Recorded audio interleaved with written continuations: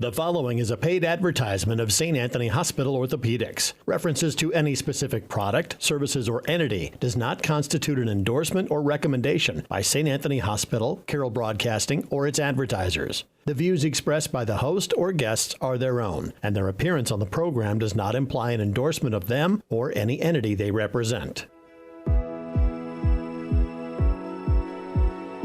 Welcome to the St. Anthony Hospital Orthopedic Show with Dr. Richard Godding. Dr. Godding specializes in joint preservation, reconstruction, and replacement surgery, and brings over 25 years of orthopedic excellence to St. Anthony Hospital and to the Carroll area. For more information about Dr. Godding, his practice, or St. Anthony Orthopedics, go to santanthonyhospital.org or make an appointment by calling 712-794-5536. Good Sunday morning, Iowa. It's Dr. Rick Godding. Thank you for choosing to spend some time with me here today. And, I hope you Kansas City Chiefs fans have had time to lick your wounds. It certainly was big for that young man from Odebolt. Little pick six was pretty good, pretty solid outing. And he got himself a ring, so that's pretty cool for the Iowa connection. But, yep, I don't really watch. I only watched the first half, but it was pretty well over by then. And I'm not a big NFL fan, and so we went over to some people's houses, but I had been driving all day, and so I left after the halftime show. That last weekend, what I did, and I've talked about this before, I take my daughters each on one daddy-daughter weekend, typically, per year. And I think it's a great thing to do with your kids, and I will probably want to do that with my grandkids too. It's just such a nice, special time, and we've done such really neat things, and we've seen all kinds of cool places. I took my youngest up to Minnesota, and we searched for Lake Superior agates, and then had those polished up, and they're sitting in our living room. And then my oldest, the first time, this was years ago, I took her down to Keokuk in that area, and we camped out, and then both of them we camped out, but then we got some geodes. Was pretty cool. Brought those back and cracked them in the driveway with a tool I rented from Ace Hardware. Just fun stuff. But they're a little older now, 14 and 16, so they're not, I don't know if I could sell going to find rocks again, although I really enjoyed it. And they enjoyed it too, but they're a little older. And it's usually a surprise. In the past, it has always been a surprise. I've not told them. But my oldest, we didn't get to go last summer, and it's typically in the summer, but she's been hitting me up to go snowboarding. And so I took her up to Granite Peak up in Wisconsin, and it's in Wausau. It's essentially, I didn't realize it's basically right in town. And Wausau is about 40,000. What a nice, clean town. And they have like a whitewater river park where they've kind of dammed up the river. I think they're talking about doing that in Des Moines, have been for a while. But the Des Moines River is obviously much bigger. But I shouldn't say obviously, it is much bigger. But this, it looks like a really nice town in the summer, but certainly we were there during the winter, and it was, Granite Peak is a nice big ski area. I mean, we go to Seven Oaks just to get some hours in, and the longest run at Seven Oaks takes about a minute if you're cruising. But they had some runs. They had some runs that would take you 5-8 minutes to get down. And so really, really nice. The first day, it was just beautiful, beautiful, very cold, very clear. And we just had a great time, and we probably snowboarded 5 or 6 hours that day. We went for about 3 or 4 hours, and then went home and took a little nap, came back for a couple hours. My daughter actually she calculated out, she rode for 7 hours that day. And the second day, I rode for about 2.5 hours, but I had a bit of a spill. And I was trying to get video of my daughter to put a little video together for our little weekend to remember, and hurt my back pretty good. And I'm thinking I might have torn my meniscus. I'll keep you updated. I was barely able to walk on Sunday, and then I drove about 6.5 hours and to get home, and that didn't help my back, and it was a rough Sunday. But today, last Monday, to you in Radioland, I feel much better. I have been really hitting the ibuprofen pretty hard this morning, and I feel better, but there's still some tenderness. If I saw myself in the office, I would think, you probably tore your meniscus, and I'm just going to, at some point, get an MRI. It's not an emergency. When you do tear a meniscus, it really depends on how old you are, how we approach it. If you're young, if you're 30 and under, you might end up getting a meniscus repair surgery. Although in that age group, it's still very uncommon compared to the number of what we call a meniscectomy, or taking out part of the meniscus. So a lot of people will tell you that they had a meniscus repair. Almost certainly they didn't, especially if they're over 30. They almost certainly did not have a repair. They had part of the meniscus taken out, because the anatomy of the meniscus is such that only the very rim of it has a good enough blood supply that you can do a repair. So only a very specific tear pattern is fixable. Otherwise, you just have to take the torn part out. Now, given that I'm 54, I will probably have to take the torn part out if it is torn. But I also am not in a huge hurry to do it. So what I tell patients who are in my situation, you're 54, last I checked, my knee did not have arthritis. I will get an x-ray at some point. But if you're in your 50s and you have a torn meniscus, you kind of see how it goes. It's not an absolute rush. I mean, theoretically, over time, it's going to propagate, meaning the tear will get bigger like a crack in a windshield. But there's certainly not any super big hurry to go have surgery, because it's typically not going to, go from a small to a giant tear overnight. But I'm really active, so I'm going to get it looked at, because I do a lot of sprints and I do a lot of kettlebells, and kettlebells aren't that tough on the knee, but sprints can be, and it has been hurting a little bit when I've been sprinting. So this isn't all just initial injury. So there's been a little bit of symptoms beforehand. But I will tell you that all the kettlebells and all the sprints I've been doing and all the weightlifting and the sit-ups and all that stuff, boy, it sure made for a fun snowboarding weekend with my daughter. And I just flat out, a year ago, before I lost all the weight and really upped my exercising, there's just no way. I would have probably done an hour the first day and an hour the second day and been done. And boy, I'm just reaping the rewards of all of the time that I put in the gym. And there's just nothing more precious to me than my time with family, and to be able to spend time doing stuff with my daughters that they think is fun and exciting. Because it's hard to be fun and exciting to your teenage daughters, as anybody who has ever had teenage daughters knows. But yes, if you have a meniscus tear, so the meniscus is just that cushion. So the knee, if you look at the end of the knee, it's like the end of a pig or a chicken bone. That's the cartilage, and that's the lining cartilage. But then there's these, they kind of look like gaskets, and they're called meniscus. And there's one on the inside and one on the outside of the knee. And when they tear, oftentimes you do need to get them taken out. And what I would say is that the older you get and the more arthritic your knees are, the less likely that you would need a meniscus surgery, even if you have a torn meniscus. So they've done a lot of studies on somebody who already has an arthritic knee. So if you have arthritis and your cartilage is broken down, and you then have a torn meniscus on top of that, if your problem is pain, then you likely are not going to get a lot of pain relief from taking out that torn meniscus because the surface of the cartilage, the lining cartilage, what we call the articular cartilage, which just means the cartilage at the end of the joint. So you have this articular cartilage, and then you have the cushion, the meniscus.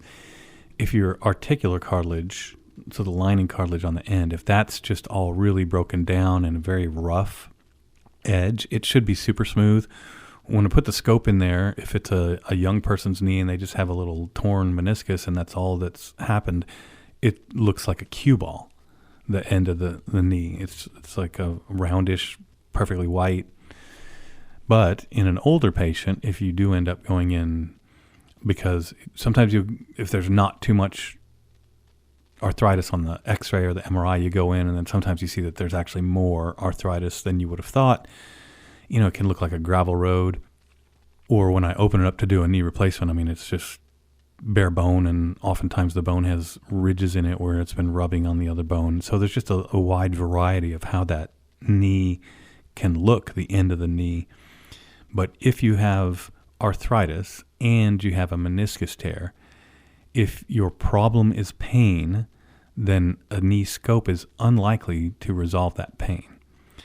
Now, you could make an argument if you had arthritis and then you injured your knee and then you were noted to have a meniscus tear and it hurts right there, maybe. But the literature, the medical studies would suggest that you will not get good long-term pain relief for doing a meniscus surgery on a knee that's clearly arthritic. They actually did a study. They did fake surgery on half the patients, so they just poked holes in their knees and did nothing. And the other half, they did an actual surgery to take out the meniscus. And at 6 months, there was no difference between the two groups. Noting that these patients already had significant arthritis on their x-rays. However, if your problem is mechanical symptoms, in other words, your pain's not too bad, you've got some arthritis, but you have very bad catching or locking, then sometimes surgery to take out the meniscus can be helpful. But one thing you need to always be aware of, if you're, let's say, 45 or older, and especially if you're heavy, bigger framed person, if you have a meniscus surgery, there is a possibility your symptoms could worsen because of it. And that possibility goes up every year that you are on the planet. In other words, if you're 30 and you have a torn meniscus and you have no arthritis on your x-ray, and there's no arthritis seen at the time of surgery, your likelihood is 90+% that you're going to get better from that surgery. If you're 50 and you don't look like you have much arthritis, but you're a little bit heavy set, you still have, I would say, a not small, somewhere around a 20 to 30% chance that your knee is going to get worse after a meniscus surgery. Now, you may decide to go ahead and go along with that surgery and say, look, I'll take the 50% chance that my knee will get better for some time, because if it keeps going the way it's going to go, I need a knee replacement anyway. And that's what would happen. So if you have this meniscus surgery in an arthritic knee and your knee gets worse, well, then you just need to have a knee replacement, which you were probably going to need to have at some point anyway. So, it's interesting because even these, what we consider a meniscus surgery is not a big surgery. We put 2 small holes on the front of the knee. We used to do 3, and then now we do 2. And I think it's just that the equipment got a little bit better as far as pumping water in through the camera. But anyway, so you have one hand is on the camera, so there's a camera inside there, and you're pumping water inside the knee the whole time. So you're kind of blowing the knee up with fluid, and that helps you to see it. And it also helps to sort of give you a little bit of space to work with. And so it's called an arthroscopy or knee scope. So arthroscopy just means scope inside a joint. So if you have a knee that's somewhat arthritic and you pump that water in it, sometimes just even if you don't do much surgery in there, that pumping of that water in can really inflame the knee if it's arthritic. Again, what I'm trying to paint a picture for people is that a knee arthroscopy or a knee scope and a meniscus surgery is not the same in everybody's knee. Most surgeries are not. Even a knee replacement is very different. Depends on what you're starting with. But the knee arthroscopy in an older, more arthritic knee is just fraught with more challenges. And of course now with mine, I mean, I'm 54. I'm a lot thinner than I used to be, but I still weigh 230 pounds. So I'm not a slight guy by any stretch. And so if I get an x-ray and an MRI and it looks like I have a small meniscus tear and no other problems with my cartilage, I'm still going to probably see how it feels for the next month, which is what I would tell a patient in my shoes is, well, you don't lose anything waiting to see how you feel in a month. Now, we don't know 100%, and that's why we don't have all of the answers all of the time. What is not treating that going to do with respect to whether I advance into having arthritis into that knee or not? I don't know. And nobody really knows. Those studies would be so hard to do and would require, long-term follow-up on patients and knowing exactly what their meniscus tear looked like.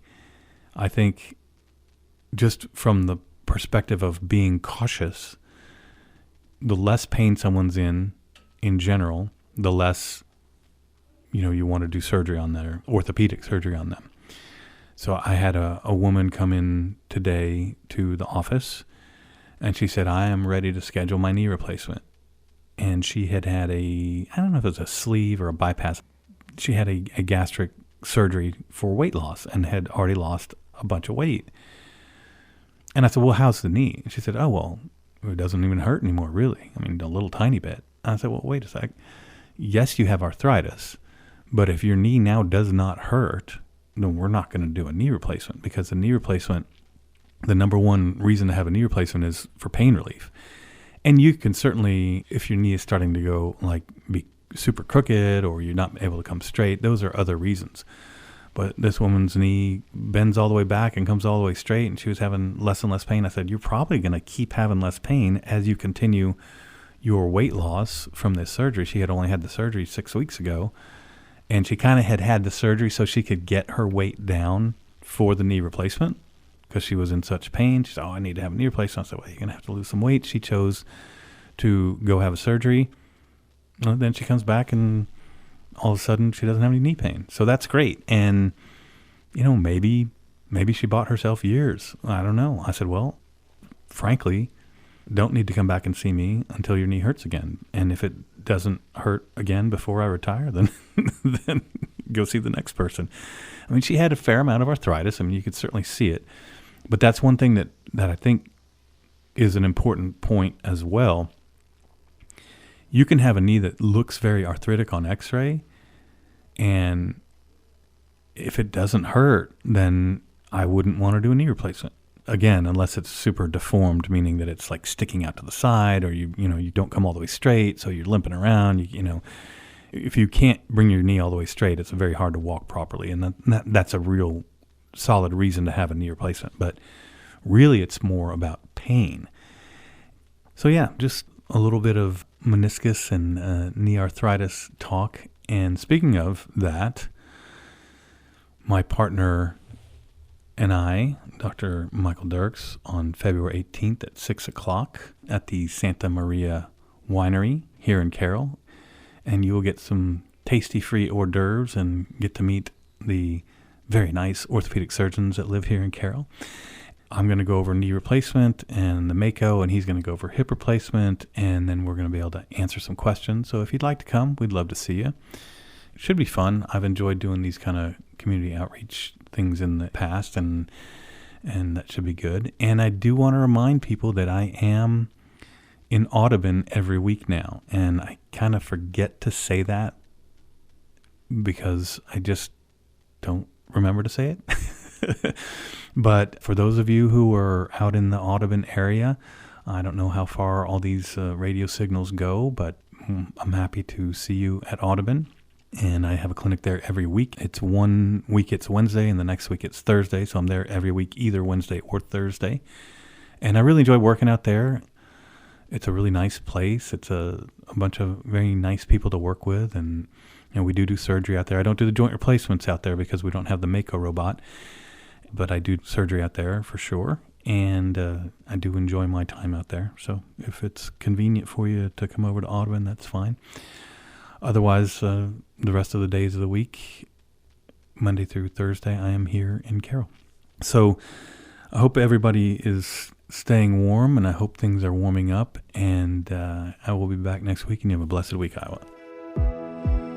This has been the St. Anthony Hospital Orthopedic Show with Dr. Richard Godding. For more information about Dr. Godding, his practice, or St. Anthony Hospital Orthopedics, go to www.santanthonyhospital.org or make an appointment by calling 712-794-5536.